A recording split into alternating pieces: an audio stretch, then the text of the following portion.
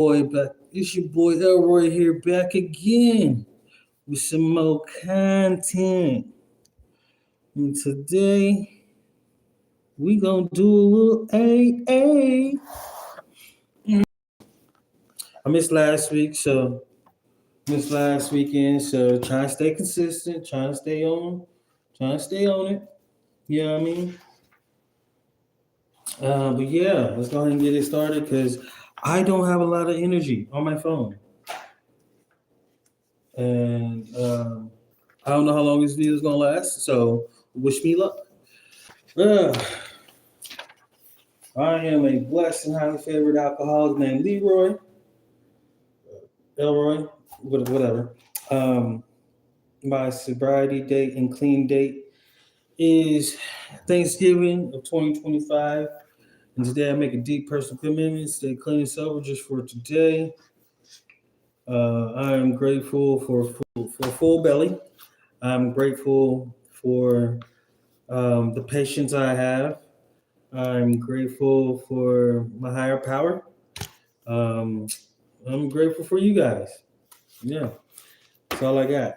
Uh, all right, Leroy Alcoholic A Preambles. AA is a fellowship of people who share for experience, strength, and hope with each other that they may solve a common problem and help others to recover from alcoholism.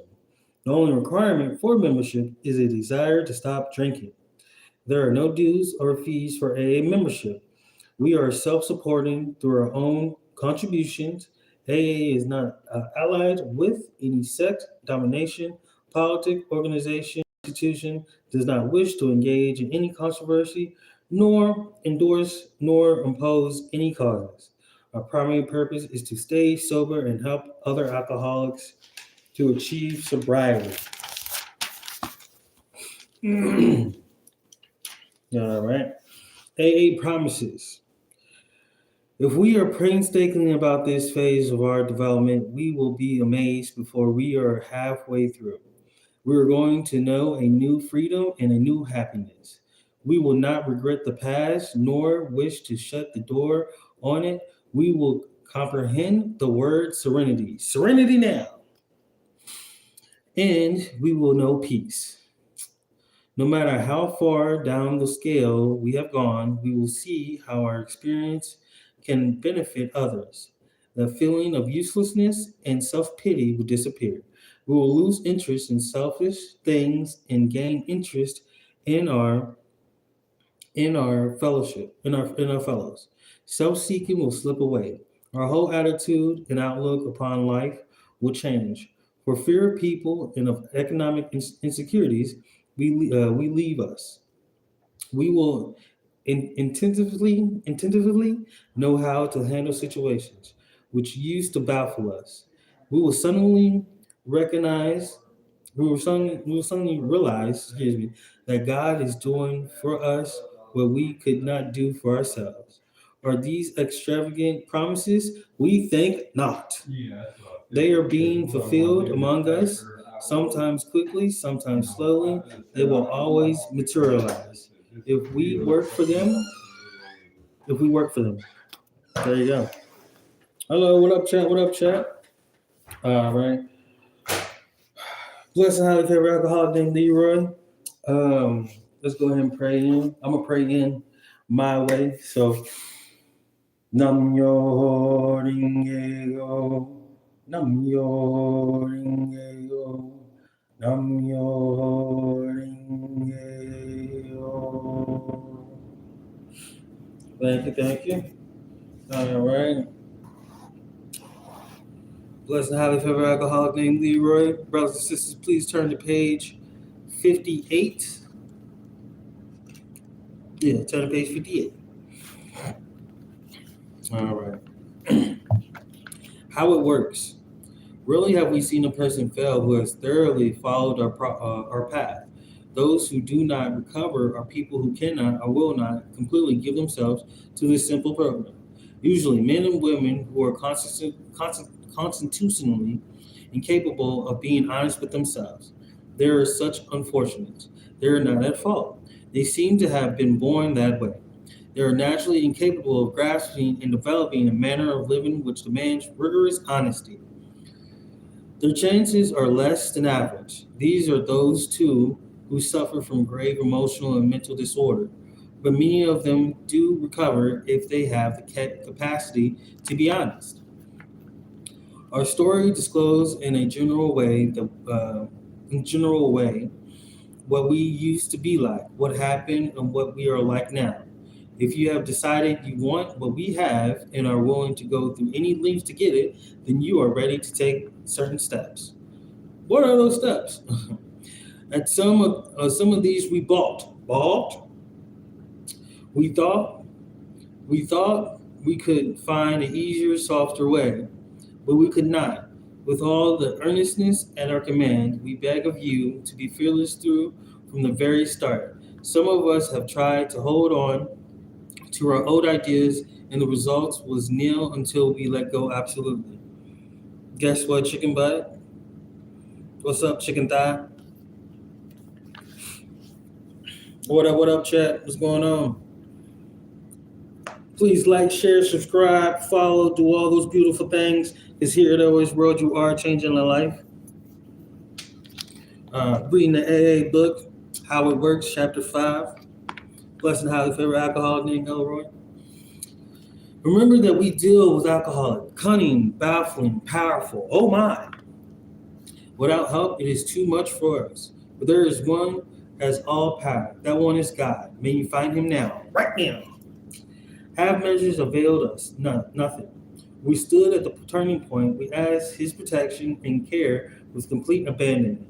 Here are the steps we took. What'd you take? How many steps? Where'd you go? Which are suggested as a program of recovery. 1. We admitted we were powerless over alcohol, that our lives had become unmanageable. 2. Came to believe that a power greater than ourselves could restore us to sanity. 3. Made a decision to turn our will and our lives over to the care of God as we understood him. 4. Made a searching and fearless moral inventory of ourselves. 5. Admitted to God, to ourselves, and to other human beings the exact nature of our wrongs. 6. Were entirely ready to have God remove all these defects of character. 7. Humbly asked him to remove our shortcomings. 8. Made a list of all all persons we've had. All the people made a list of all the people we've hurt, and become willing to make amends to them. 9. Made a direct amends to such people, whoever or wherever possible, except when to do so would injure them or others. 10. Continued to take personal inventory, and we were wrong, promptly admitted it. 11. Sought through prayer and meditation to improve our conscious connection with God as we understood him, praying only for knowledge of his will for us and the power to carry that out. 12. Having had a spiritual awakening as a result of these steps, we tried to carry this message to alcoholics and to practice these principles in all our affairs. Many of us explain, what in order? I can't go through it. Yes, you can. Do not be discouraged. No one among us has been able to maintain anything like perfect principles. We are not saints. What's the point? The point is that we are willing to grow along spiritual lines. The principles we have set down are guides to progress. Excellent point. We claim spiritual progress rather than spiritual perfection. Better point. Our description of the alcoholic, the chapters to the agnostic, and our personal adventures before and after make clear three pertinent ideas. A, that we are alcoholics and cannot manage our own lives. B, that probably no human power could have relieved our alcoholism. And C, that God could and would if he were sought. Seek him now. All right. Thank you, brothers and sisters. Thank you, brothers and sisters. All right. Brothers and sisters, please turn to page 62. Turn to page 62.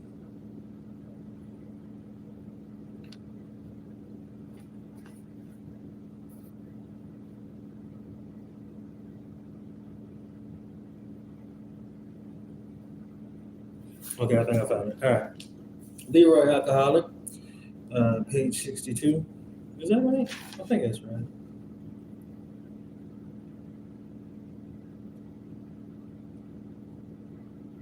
Okay, yeah.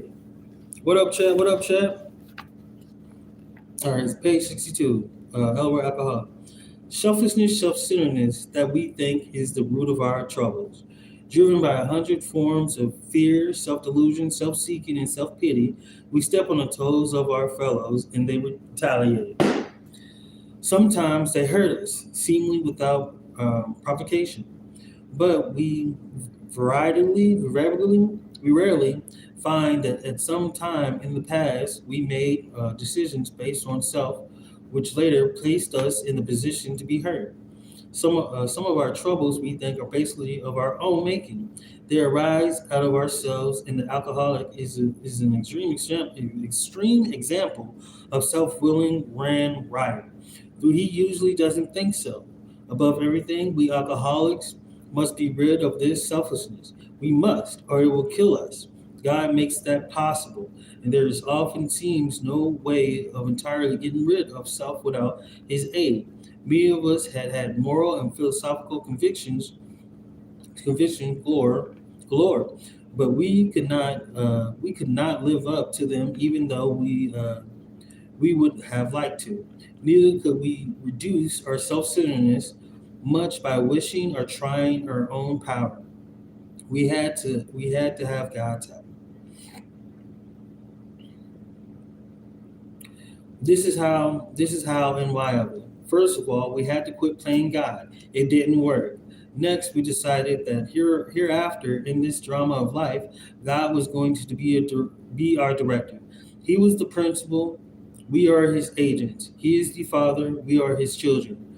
Most good ideas are simple, and this concept was the keystone of the new and triumphal arc through which we passed to freedom.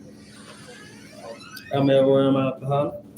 All right, thank you, brothers and sisters. Please turn to page 84.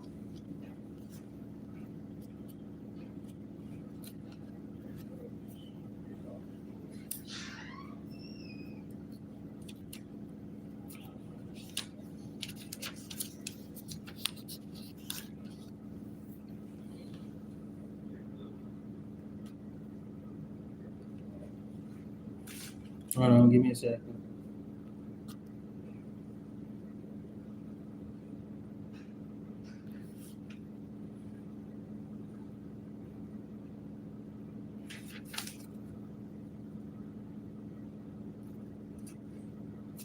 '84 or '85? I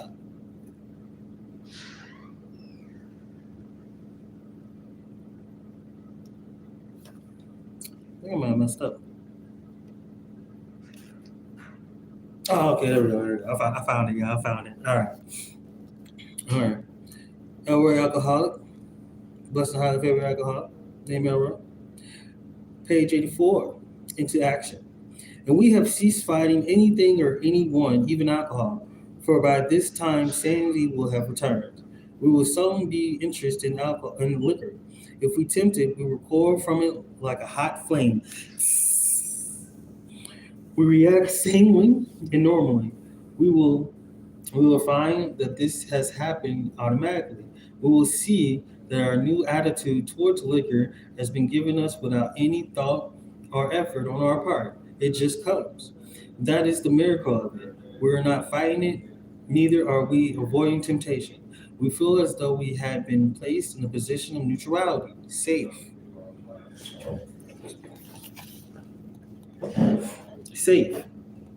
and protected. We have not even sworn off. Instead, the problem has been removed. It has not existed for us. We are neither cocky nor are we afraid that our experiences that is how we react. So as long as we keep in spiritual condition, it is easy.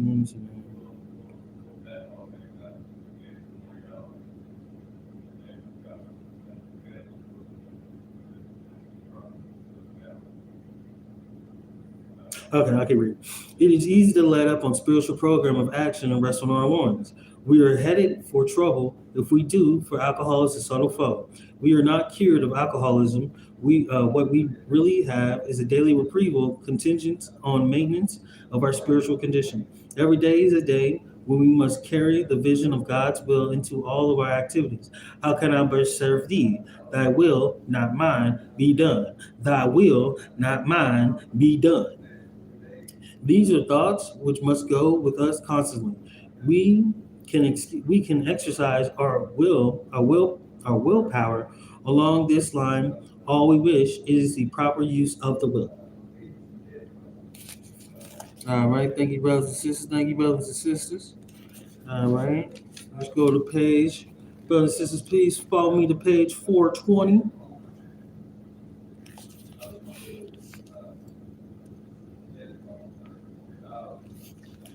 All right, Elroy alcoholic, but it's not a fit. Perhaps the best thing of all for me is to remember that my serenity is inversely proportional to my expectation. The higher my expectation of Max and other people are, the lower my serenity. I can watch my serenity levels rise as I discard my expectations, but then my rights try to move in, and they too can force my serenity level low. I have to discard my rights as well as my expectations by asking myself, how important is it really? How important is it that I compare it to my serenity, my emotional sobriety, and when I place more value on my serenity and sobriety than on anything else? I can maintain them at a higher level, at least for the time being. Acceptance is the key to my relationship with God today.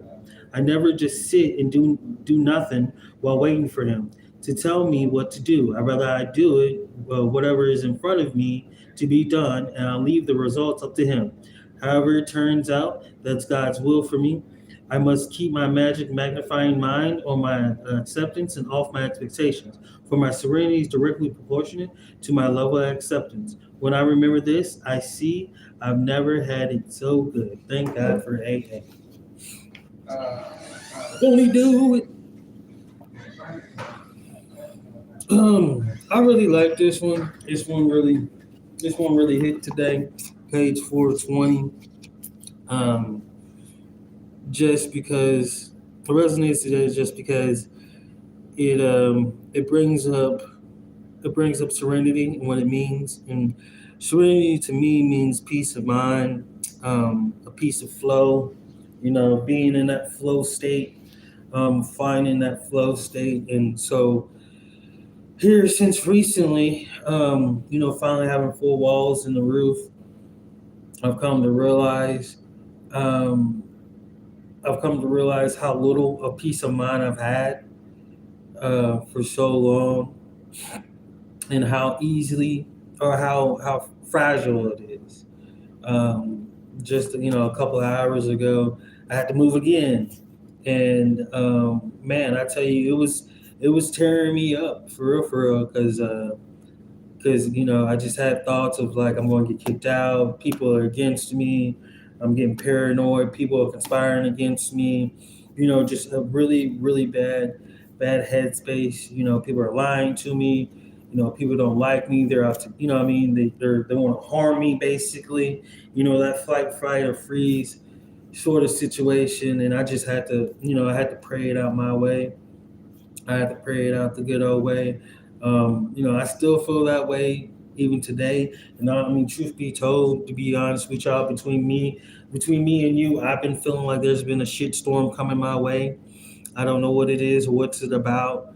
But I mean, when people are miserable, and there's a lot of miserable people in recovery, in treatment programs, they hate to see you win. They hate to see you happy. They hate to see you, prosper. Um, what I mean? They try to find the most vulnerable parts of people and try to exploit them.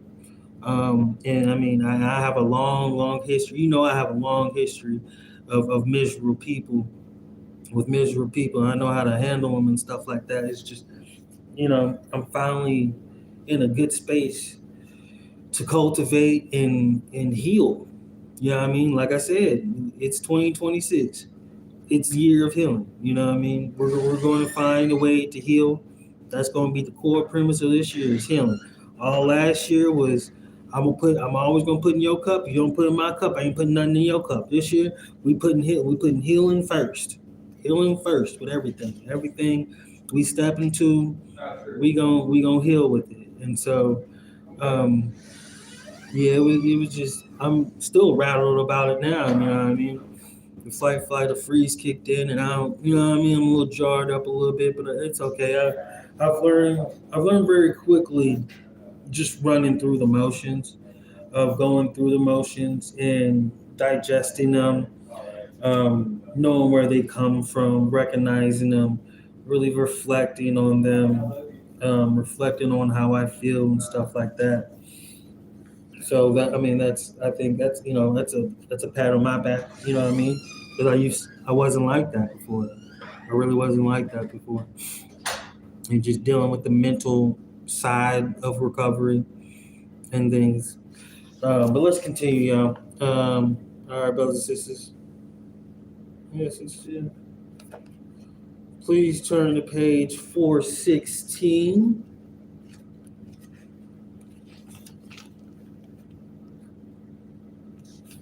All right, page 416.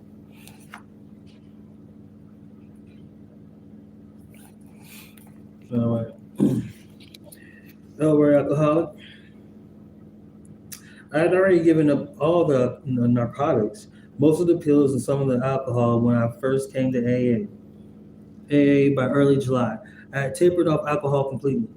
I had gotten off all the pills in the ensuing few months. When the compulsion to drink left, it was relatively easy to stay off alcohol, but for some reason it was difficult to keep from taking a pill when I had an improper or inappropriate symptom such as a cough, pain, anxiety, insomnia, a muscle spasm, or even an upset stomach. It has gotten it has gotten progressively easier. Today, I feel I have used up my right to chemical peace of mind.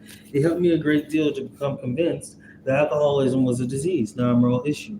That I had been drinking as a result of compulsion, even though I had not been aware of the compulsion at the time, and that sobriety was not the matter of willpower. The power of the people of AA had something that looked much better than what I had, but I was afraid to let go of what I had in order to try something new. There was a certain sense of security in the familiarity.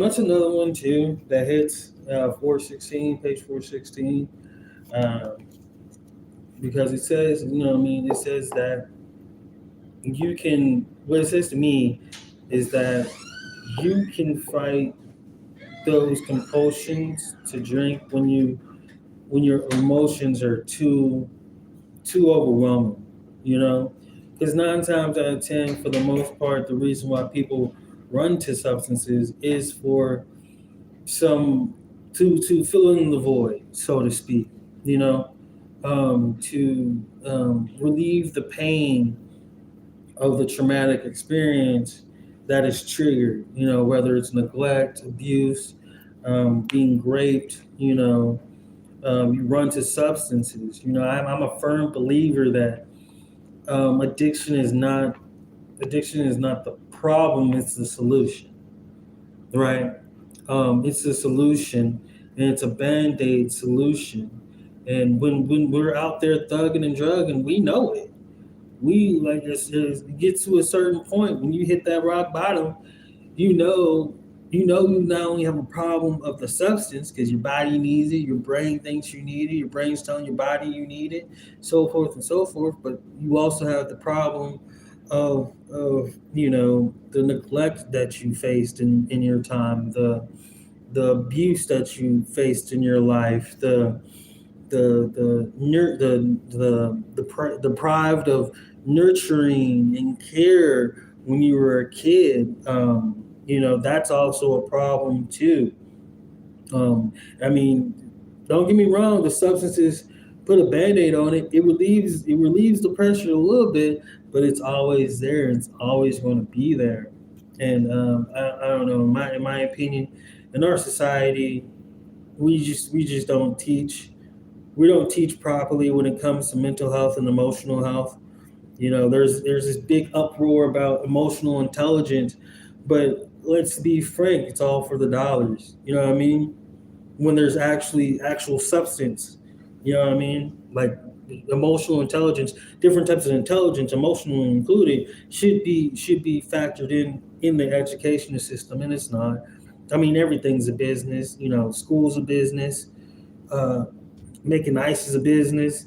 Everything's a business. The healthcare is a business. Recovery is a business. Everything is business. But let me stop with the tangent. You know how I feel about that, but you know what I mean? Like, it's just, I don't know. I'm gonna keep going. I'm gonna keep moving. Let's keep moving. All right, brothers and sisters of fellowship, please turn to page 45.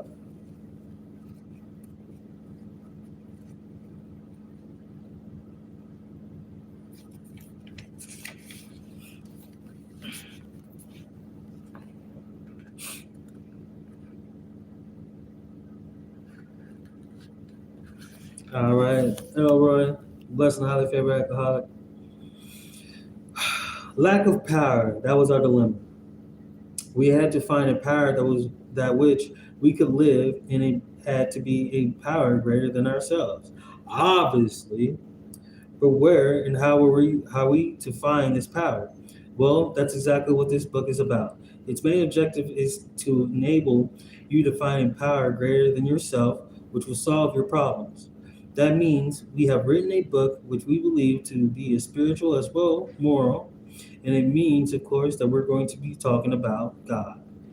Here difficulty arises with the Gnostics. Many times we talk to a new man and watch his hope rise as we discuss his alcoholic problems and explain our fellowship. But his face falls when we speak of spirit or spiritual matters, especially when we mention God, where we have reopened a subject which our man thought he had neatly avoided or entirely ignored. All right, brothers and sisters of fellowship, please turn to page 417.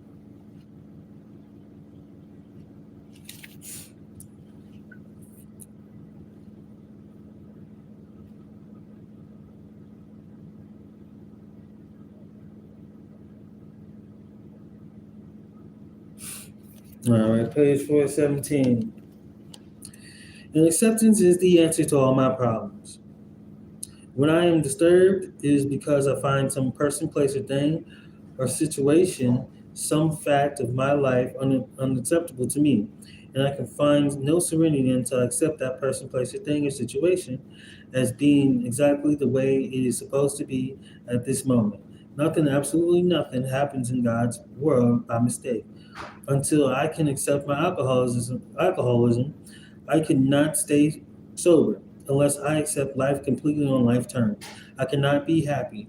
I need a concentration, concernment, concernment, or something like that. Not so much, I need to concentrate not so much on what needs to be changed in the world as on what needs to be changed in me and in my attitude. Shakespeare said, all the world's a stage, and all the men and women merely players. He forgot to mention that I was the chief critic. I was already able to see the flaw in every person, every situation, and was always glad to point it out because I knew you wanted perfection just as I did. AA and acceptance AA and acceptance have taught me that there is a bit of good in the worst of us and a bit of bad in the best of us. That we are all children of God and we each have a right to be here. When I complain about me, I'm complaining about you. And when I'm complaining about God's handiwork, I am saying I know better than God. I always like that one. 417 is a good one. Talking about present place of things. You know what I mean? In Buddhism, we talk a lot about the Buddhism, Nichiren Buddhism, Nichiren Daishonin Buddhism. We talk a lot about acceptance, um, And one of our mantras or saying is, things are not happening to you, they're happening for you. They're happening for your betterment within, the human experience that you're going through. And acceptance, for me, has always been A1 day one for me. Accepting a lot of things. Now, there's a difference between accepting something and not liking it, and not embracing something and not liking it. You know what I mean? I can embrace things happening, and I can accept things, but I don't have to like it though, right? You don't have to like certain things, but it's what you do as far as in where, like, after you accept it, after you embrace it. Really, what up, chat? What up? Like, share, subscribe, all that. It's what you do after you have embraced it. You know what I mean? It should, go ahead and accept it. But you don't have to take it sitting down. You know what I mean? And in Nichiren Daishonin Buddhism, um, acceptance is just the way of life, and the way is the way of the flow. You know what I mean? Not accepting life on life terms is like you going against nature. Oh, I don't like trees because the leaves are green and then they turn brown.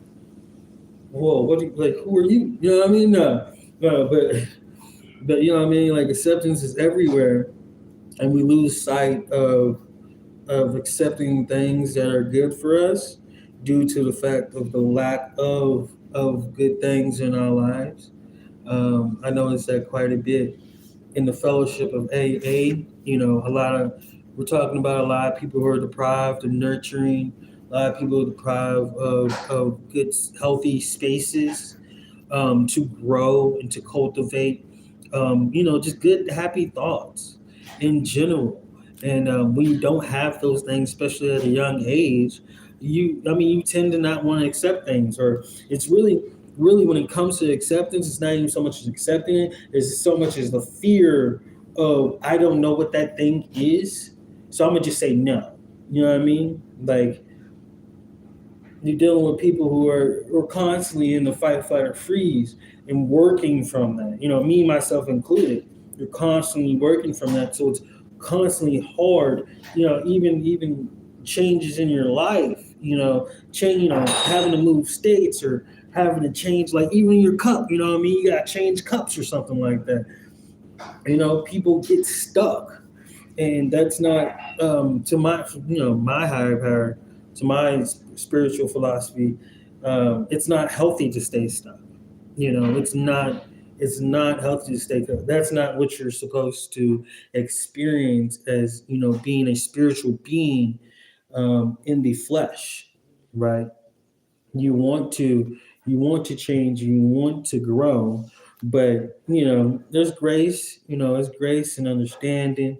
You have to first start with yourself, understanding yourself and giving yourself grace, and understanding why acceptance is hard, why change is very hard for you. You know what I mean? Because change is not scary. Change is an everyday thing. You know what I mean? Like, saying you're scared of change is like saying you're scared of the next hour. You know what I mean? The hours change by the minute, by the second, right? So change is a very growing thing. You know what I mean? The spiritual being is meant to change. You're meant to grow. But I continue. I digress. Sorry for the little tangent. All right, brothers and sisters of the fellowship, please follow me to page 568. Let me, Jesus. All right. I'm going to have to get through these readings pretty fast. All right, 568. All right. Elroy, blessed and highly favored alcoholic named Elroy. Hey, y'all. 568. There is a principle Herbert Spencer once said, "There is a principle which is a bar against all information, which is proof against all arguments, and which cannot fail to keep a man in everlasting ignorance. That principle is contempt prior to investigation." So I gotta speak on this real quick, 2 seconds. So this quote, I never understood what this quote meant until I actually looked it up. This quote means radical openness, open-mindedness. That's what this quote means. And come to find out, Herbert Spencer didn't really read it, but I ain't gonna get into that. But this quote really literally means radical open-mindedness. You cannot say no to something that you know nothing about or even heard of. You know what I mean? It's like I don't know. It's like what's a dish? What's a dish? I'm trying to think of a dish. It's like if you never heard of spaghetti, right? You never heard of spaghetti with meatballs, right? You just automatically say no. But you don't know what it looks like, you know what it sounds like, you know what it tastes like, you don't know how to cook it, you know what I mean? But you're automatically saying no. You know what I mean? And radical open mindedness. This quote literally stems from radical open mindedness, and you have to be radically open minded in order to fully recover. And I don't think this gets talked about enough, is that in order one key piece to recovery is that you have to have an open mind. And we read the steps, we read how it works, right? And we read one passage that said um, people are not rigorously being honest with themselves. I think the flip side to that honesty is open mindedness. Because when you read the steps, you're like, what the like what? I'm not doing that, whatever with the script, you know what I mean? But you never tried though. You never needed to have that experience. You know what I mean? You never thought you needed those lessons from those experiences of doing those steps. You know what I mean? Of praying to your higher power, to you understanding him, and giving your defects of character. Most people, you know what I mean, don't have to sit down and really focus what is the flaws in you. In this country, really, a lot of people ain't doing that. You know what I mean? A lot of people don't do that. A lot of people don't self-reflect, you know? Me personally, I'm leaping, jumping, and bounding to reflect. I do too much reflection, in my opinion. One person once said in my life, I do a little too much reflecting, And the reason why I do that is because not only does the teachings of my spirituality and religion, I guess you can say, I'll say that for the sake of the conversation. Religion says that I must reflect and I must continuously pay attention to my conscious mind to connect to my higher self, right? But also keep aware and keep an open mind and an open heart and be honest when your mind is closed off. Be honest with yourself when your heart is closed off. You know what I mean? And that could be one of your defects. That you hear something or you see something or you say something and your mind is closed off. It's recognizing when your mind is closed off and saying, you know what, no, I'm going to open my mind. I'm going to fight myself on this. I'm taking control of my body. I can take control of my mind, of my conscious. I'm not going to let my past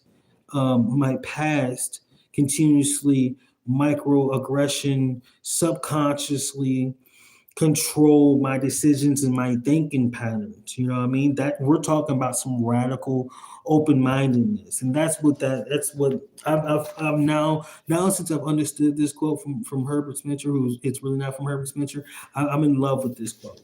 The words are confusing AF, but essentially that quote means you can't you can't say no to something you've never tried or never experienced yet. And you have to have radical open-mindedness in order to recover. All right, I'm done. I'm off my soapbox. All right. All right, brothers and sisters of fellowship, please turn to page 419.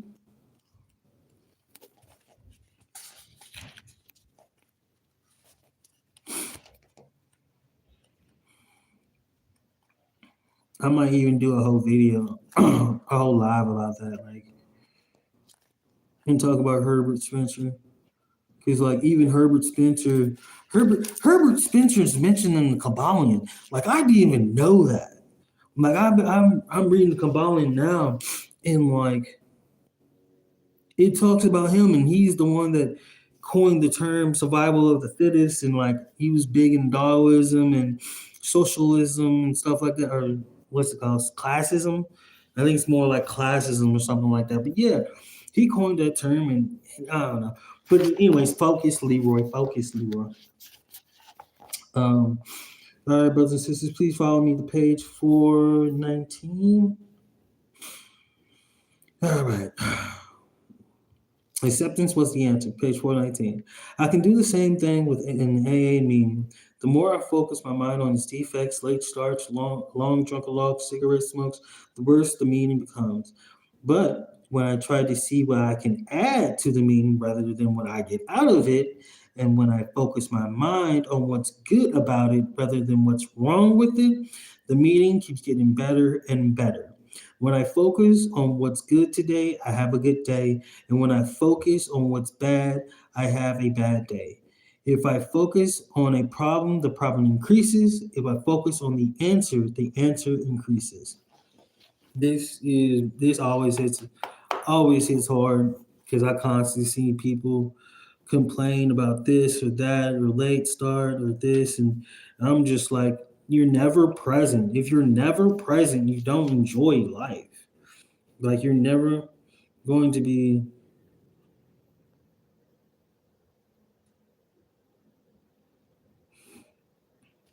okay. Yeah, okay. If you're never present, then you're never. You know what I mean? You miss the joys. You miss those little. You miss the, in my opinion, from my spirituality. If you're always in the future or you're always in the past, you never appreciate the moments, the time that you're in and existing and just being, right? And then also too, you miss those small little messages from your higher power. Like those, like you always see the number, you always see the same numbers every single time, like the angel numbers, or like you're thinking of something and then someone says it out loud, or like you're reading a text or you're on your phone and the next thing you know the TV comes up with a commercial about it. You know what I mean? So from my spiritual experience and philosophy, that is the universe sinking in with you. You know what I mean? It's your shit. The foot. No. Are you serious? My pen just tore up this wall right here. Oh, I'm salty. Um, that sucks. I'm gonna figure that out later. But yeah, you miss those those little signals. You know what I mean? And when you miss those signals, to me, in my spiritual philosophy, you're missing your blessings, right? You're missing your blessings. You're missing your small opportunities to sync with your higher power, right? You know what I mean? That's that's what the teachings of my higher power teaches me. Those aren't just coincidences, right? That's actually happening for you for a reason, right? Either to teach you something, to learn you something, to let you're connected with your higher power, so forth and so forth. So yeah. All right, brothers and sisters of fellowship, please turn to page 87.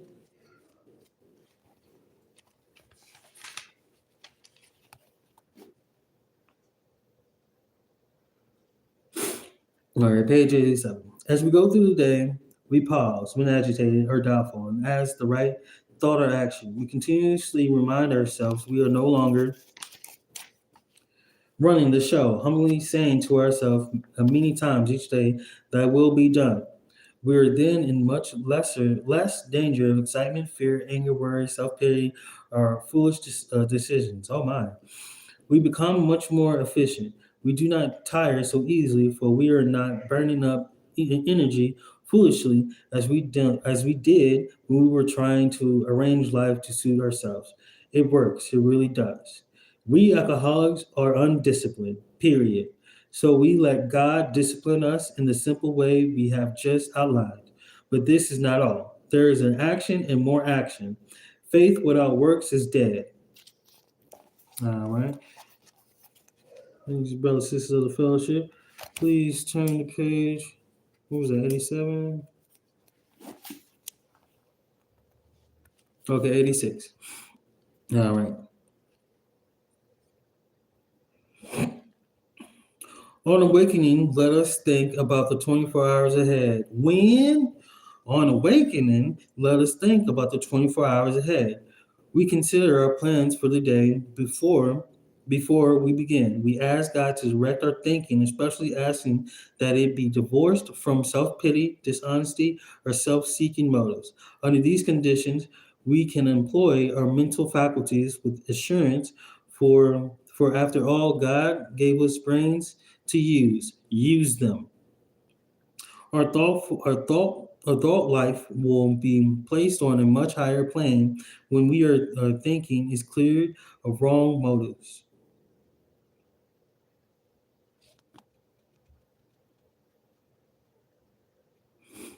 All right, thank you, brothers and sisters.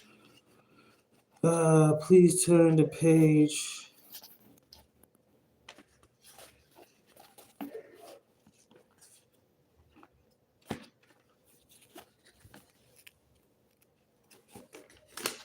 Give me 1 second.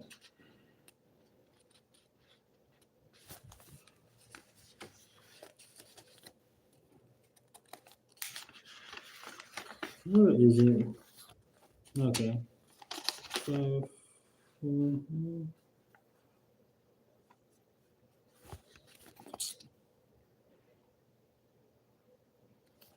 No, that's not.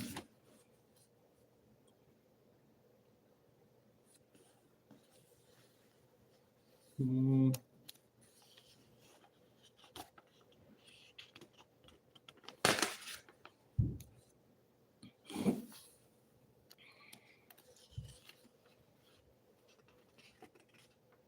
Okay. Please turn to page 551. Elroy, blessing highly favored alcoholic. Freedom from bondage, 551. This resentment was against my mother, and it was 25 years old. Fed it, fanned it, and nurtured it as one might a delicate child. And it had become as much a part of me as my breathing.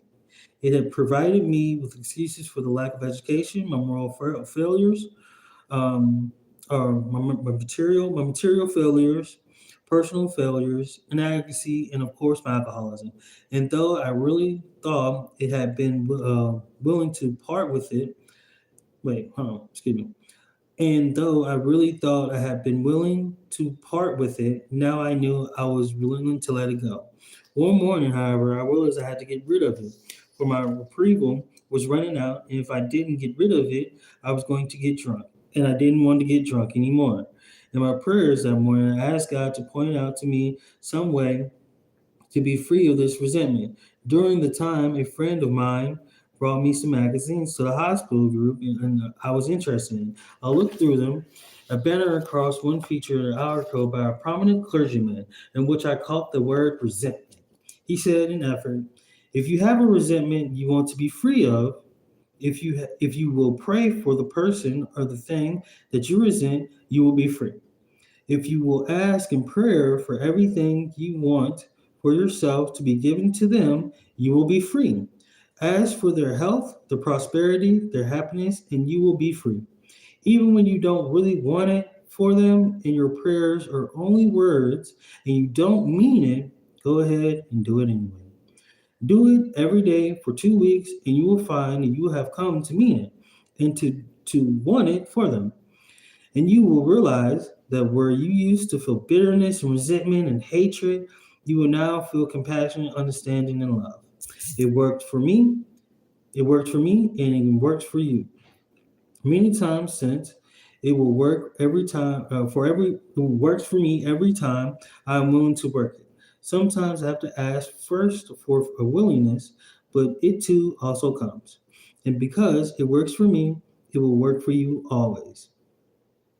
As another great man says, the only real freedom a human being can ever know is doing what you ought to do because you want to do it. This great experience that released me from the bondage of hatred and replaced it with love is really just another affirmation of the truth I know. I get everything I need in AA, and everything I need, I get. And when I get what I need, I inevitably find that it was just what I wanted all the time. Thank God for AA. Oh, let me see. What time? All right.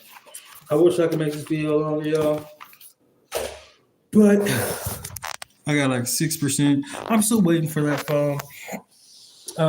Last passage always hits home for me because I remember one point in time I disliked my parents. I couldn't stand my parents. We were at like a full fledged like psychological brawl. There was like a whole bunch of like just I don't even want to get into it. I'll get triggered, but yeah, it always hits hard, and it's I mean it's really true. What the book says when you I'll speak from my experience. It got to a point where I finally realized the energy of hatred for other people was is like proportionate to the equal of love I had for that person. So if I really loved a person and then they betrayed me or something like that, I would equally hate them, right? And it just got to a point when I realized that I grew. I didn't hate them anymore, nor did I love them anymore, and that's a liberating. Once you once you get to a point where you're just like, okay, you know what I mean? You get past the grieving, the denial, you fall into acceptance, and you fall into embracing and accepting that person for who they are, what they've been through as well, understanding that too. You know what I mean? Putting yourself aside and being in their footsteps, and you know what I mean. You really, really process it, what they've done to you. You know what I mean? You just let it go. Like you honestly just let it go. Like the emotions, all that emotions hold on to, the grief and the guilt and the victimism and the predatoryism and like all the isms and all that stuff. Like once you know what I mean, once you all let it go, it's so freeing. It's so freeing. It's so freeing. And don't get me wrong, maybe that's part of the process is to hold on to it. You know what I mean? Maybe it's not you're not under the right stars or something, you know what I mean? Something hasn't, you haven't had that epiphany, if you will, or that spiritual epiphany, as I like to say, to evolve and change and grow. But when you do finally let go of that resentment, that grudge, that hate, um, it's really it's like literally kicking someone out who's been living rent free in your head. I'll put it to you like that. It's so freeing. It's just so liberating, and you're just like. But all right, my phone is literally about to die. But I love you guys. I'll talk to you. I'll talk to you hopefully soon. I can't make no promises on later on tonight. I know this weekend though. I don't know this weekend. What's going to happen this weekend? Um, but I'll give y'all a house tour soon.